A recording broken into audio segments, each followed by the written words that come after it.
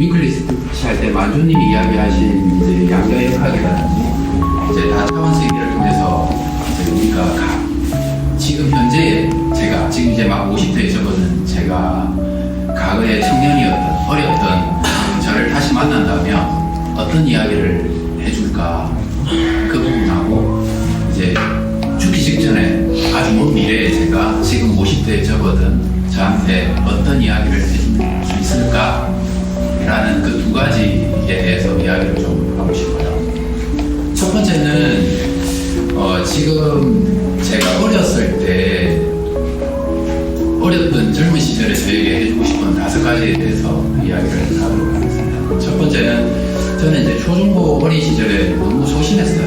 그래서 남들 앞에서 이렇게 발표를 하려고 하면 이제 숨이 막혀가지고 책을 읽을 수 없는 그런 상황이어서 그게 정말 고민이 많았죠. 그리고 시험 때문에 너무 스트레스를 많이 받았어요. 머리가 좀 나쁘다 보니까 이게 공부는 잘하고 싶은데 머리가 안 따라가서 항상 준비하면서 스트레스를 엄청 받았던 기억이 있습니다. 그래서 그 시절에 저한테 해주고 싶은 이야기는 지금 제가 만난다면 과거로 돌아가서 이제 타임머신을 타서 과거로 돌아가서 그 시절에 고등학교, 중학교 시절에 그 친구한테 제가 해주고 싶은 이야기는 시간이 지나면 모두 해결된다는 이야기를 해주고 싶어요. 남들 앞에서 이렇게 떨리고 숨이 막혀서 이제 아무 말도 못하는 것은 네 잘못이 아니고 그냥 시간이 지나면 언젠가는 자연스럽게 해결이 될 것이다. 너무 걱정하지 마라. 그리고 시험 때문에 스트레스도 그렇게 안 받았으면 좋겠다. 꼭 공부를 잘하는 것이 인생에서 중요한 것이 아니다.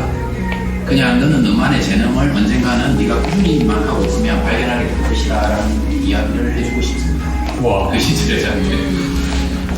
그리고 뭐든지 이제 배우고 지속하기만 하면 이제 언젠가는 지금의 문제들이 다 해결된다. 그게 한 가지고요.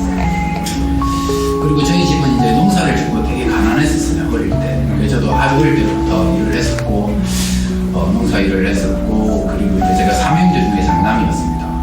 그러다 보니까 저는 왠지 그 당시에 장남으로서의 어떤 책임감 이런 것들이 이상하게 어릴 때부터 있었던 것 같아요. 그래서 저는 대학을 들어가면 절대 집에서 돈을 받지 않겠다고 열심히 하고 대학을 들어갔습니다. 그래서 4년 동안 집에서 돈을 받은 적이 없어요. 등록금도 제가 다 해결을 했고 이제 기숙사에 들어지면 그때 신문사에 들어가서 숙식 제공해준다는 신문사에 들어가서 거기서 먹고 자고 신문 배달도 하고 저녁에는 뭐 가해를 하고 그렇게 4년을 살았어요. 그래서 살다 보니까 나오니까 학자금 대출이 1,800만 원이더라고요. 등록금을 이제 제가 학자금 대출로 되고 그렇게 살았었는데 그 당시에 저한테 이제 해주고 싶은 이야기는 그렇게 아둥바둥 살지 않아도 된다. 그냥 힘들면 집에 부모님한테 이야기해서 도움을 좀 받아도 된다. 네가 그렇게 할 필요가 없다. 그냥 배낭여행도 좀 다니고 이제 넌 아직 어린 청년이기 때문에 충분히 도움을 받아도 문제가 없다. 그리고 이제 연애도 많이 해보고 휴학도 좀 해보고 그리고 취직은 좀 천천히 해도 된다. 많은 시간들을 많은 사람들과 여러 사람들과 만나서 여러 가지 경험을 해보는 게 좋다. 그리고 젊고 아름다운 시절은 다시 보지 않기 때문에 재밌게 보내라 라는 이야기를 해주고 싶어요. 그때는 참 모르고 살았는데 지금 돌아보니까 그렇게 왜 살았을까 그런 생각이 들어요. 저는 그때 저녁에 막 애들 술 먹으러 가면 막 저녁에 가위한다고 막 하고 그랬던 기억이 나거든요. 왜 그렇게 살았을까? 그냥 이게 당연하다고 생각했던 것 같아요. 왜 그런지는 잘 모르겠어요. 어쨌든 그렇게 살았고 그 다음에 이제 부동산 투자를 막 시작하고 이제 제가 매도를 하고 난 다음에 그 이후에 이제 큰 상승을 봤거든요. 그러면서 이제 그게 너무 후회스럽고 잠도 못 자고 이랬던 기억이 납니다. 이제 그때 그 친구한테 저는 이런 이야기를 해줬어요. 그러니까 투자 결정을 할 때 네가 깊이 생각을 하고 제대로 결정을 했다면 그걸로 된 거다. 그리고 지나간 투자는 돌아볼 필요가 없다. 물론 쉽지 않겠지만 그리고 당장은 잘못된 것처럼 보이지만 시간이 지나면 그 결정이 오히려 맞는 거다. 그리고 그때 매도를 했기 때문에 다른 곳에서 또 투자할 수 있는 기회가 생겼기 때문에 네가 심사숙고하고 결정을 했다면 그게 제대로 된 결정이고 맞는 것이다 라는 이야기를 해주고 싶어요. 스트레스를 받지 않고 조금 더 그게 결국 빨리 가는 지름길이고, 결국은 이제 중요한 것은 너보다 훨씬 경험이 많고 투자 공부를 오래 한 나이가 많은 사람을 만나야 된다. 나이가 젊은 사람은 성공했다 하더라도 그건 일시적인 가능성이 많기 때문에 여러 가지 경험을 했고 실패와 성공을 거듭해서 결국은 성공한 사람을 찾아라. 그게 결국은 네가 스트레스를 받지 않고 조금 더 빨리 갈 수 있는 지름길이다. 어떻게든 그런 사람들을 찾기는 어렵겠지만 찾아라는 이야기를 해주고 싶어요. 그리고 이제 다음 세 번째는 배드민턴에 이제 미쳐가지고 제가 매일 배드민턴을 쳤던 날들이 있었습니다. 거의 10년, 15년 정도 따라간 것 같아요.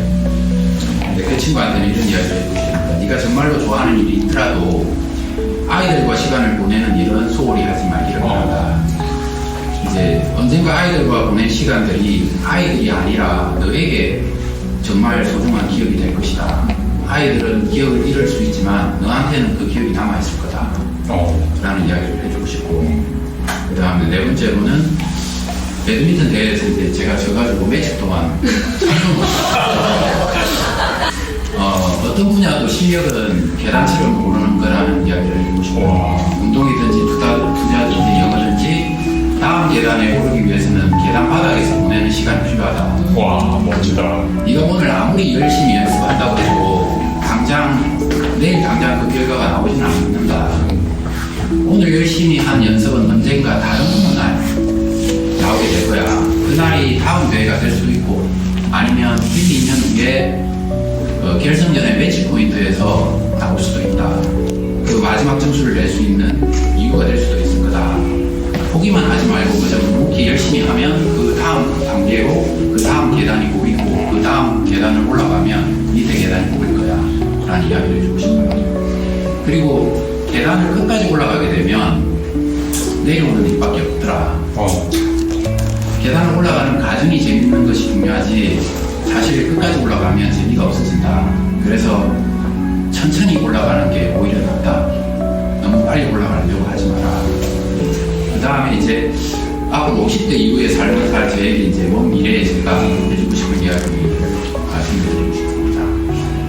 이제 이게 저한테 지금 중요하죠. 과거에 저는 이제 어차피 이야기 해줘봤자 없으니까 혹시 여기 젊으신 분들이 들으시고 인사이트를 받으시면 좋을 것 같아요. 저한테는 이제 건강이 최고다. 매일 운동하고 음식은 천천히 먹고 너무 무리하지 말고 건강에 관련된 책을 읽고 나를 위해서 시간을 내서 노력해라.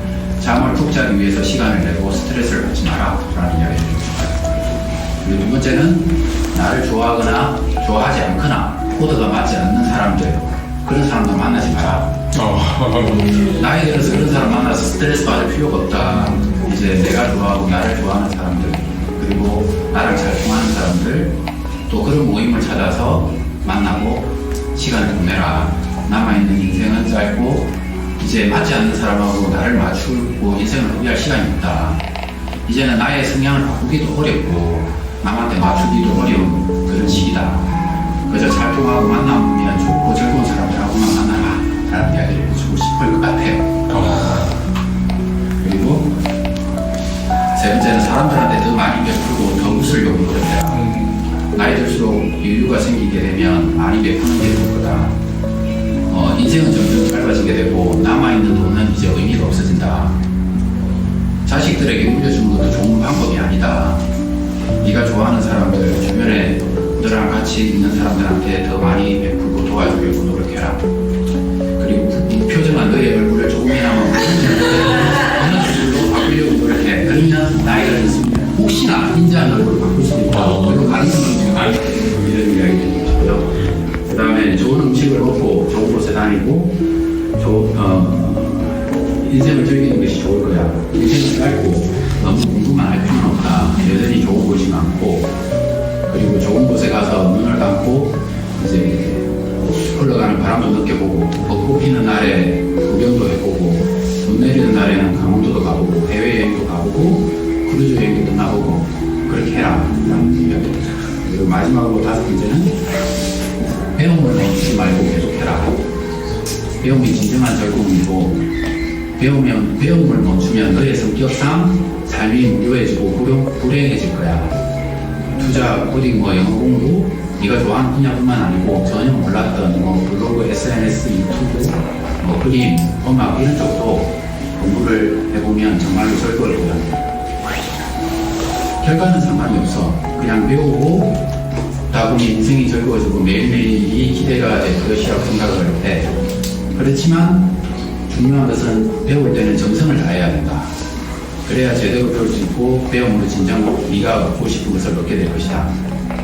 이제 이게 5가지고 마지막으로는 이제 제가 영린에 나오는 그 정조가 했던 이중용 23장의 것을 소개하면서 이제 마치도록 하겠습니다. 작은 일에도 무시하지 말고 최선을 다해야 한다. 작은 일에 최선을 다하면 정성스럽게 된다. 정성스럽게 되면 끝에 배어나오고 끝으로 드러나면 이내 밝아지면 남을 감동시키고 남을 감동시키면 이내 변하게 되고 변하면 생육된다. 그러니 오직 세상에서 지극히 정성을 다하는 사람만이 나와 세상을 변하게 할 수 있는 것이다. 바뀐다. 좋은 정성을 다하면 애 하나씩 배워간다면 세상은 바뀐다. 어떤 내용이냐면요. 정성을 다하면 밝아진다는 말은 자신의 내면이 명확해지고 깨달음을 얻게 된다는 것이고요. 정성이 밝아지면 남을 감동시킨다는 정성이 전파되면 주변에도 영향을 미칠 수 있다. 남을 감동시키면 반드시 변하게 된다는 것은 주변과 사람이 변하게 되고 변화가 계속되면 이제 더욱 커지고 발전한다는 거죠.